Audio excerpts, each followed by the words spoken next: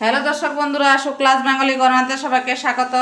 তো বন্ধুরা, আমি আবার অনেক দিন পরে রেসিপি নিয়ে এসেছি। শরীরটা ভালো নেই দেখে একবার ভালো হচ্ছে, একবার আবার খারাপ হচ্ছে, এভাবেই করে আমার দিন যাচ্ছে। তো বন্ধুরা, আজকে আবার একটু শরীর ভালো লাগছে, তাই এটাও ভালো রেসিপি নিয়ে এসেছি। এই গরমে থানকুনি পাতার শাক রান্না করব। আমি 2 আটি থানকুনি পাতা কেটে ধুয়ে টুয়ে নিয়েছি। তো বন্ধুরা, আমি দুটো আলু সিদ্ধ করে রেখেছি, ওটা দিয়ে শাক রান্না করব। তোমরা দেখতে থাকো। এদিকে কড়াই বসিয়ে দিয়েছি। তো বন্ধুরা, কড়াই গরম হয়ে গেছে, এখন আমি সরষের তেল দিয়ে দেব।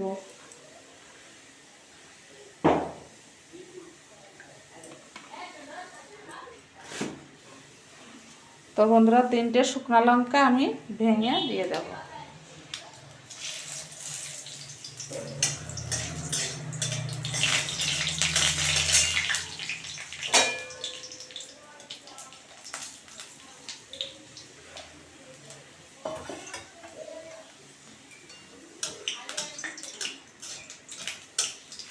তো বন্ধুরা, গরমে থানকুনি পাতা খেলে খুব ভালো লাগবে গরম গরম ভাতে। থানকুনি পাতা তো অনেক রকমের খাওয়া যায়, তা তোমরা এভাবে রান্না করে খেয়ে দেখবে। এটা একটু অন্যরকমভাবে রান্না করব আমি। লঙ্কাগুলো ভাজা ভাজা হয়ে গেছে। আমি এখানে 8-10টা রসুন থেতো করে নিয়েছি।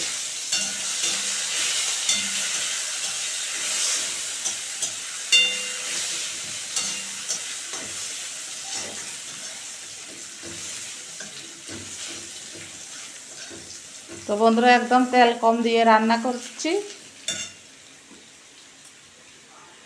এখন থানকুনি পাতাটা দিয়ে দেব।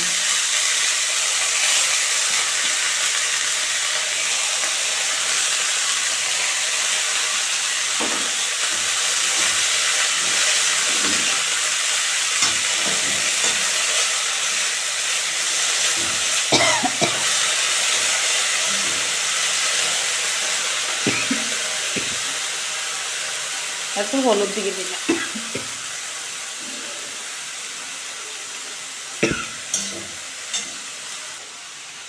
তো বন্ধুরা, স্বাদ অনুযায়ী নুন দিয়ে দিলাম।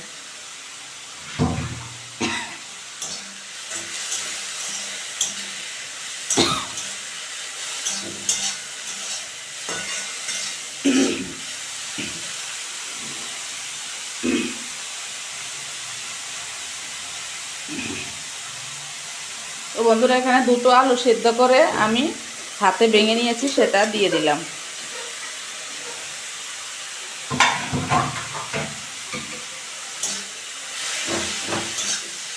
আলু দিয়ে শাকটা খুব মাখা মাখা হবে, শুকনো শুকনো হবে, খুব ভালো লাগবে।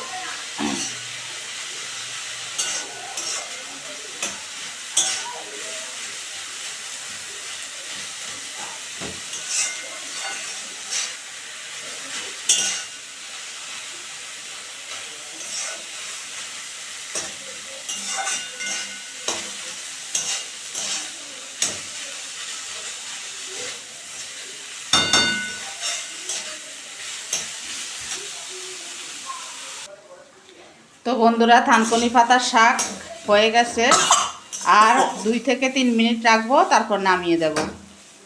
খুব সুন্দর, দেখো আঠা আঠা হয়ে গেছে, শুকনো শুকনো, গরম ভাতে খুব ভালো লাগবে। তো বন্ধুরা, থানকুনি পাতা হয়ে গেছে, দেখো খুব সুন্দর আঠা আঠা, গরম গরম ভাতে 1 থালা ভাত খাওয়া যাবে।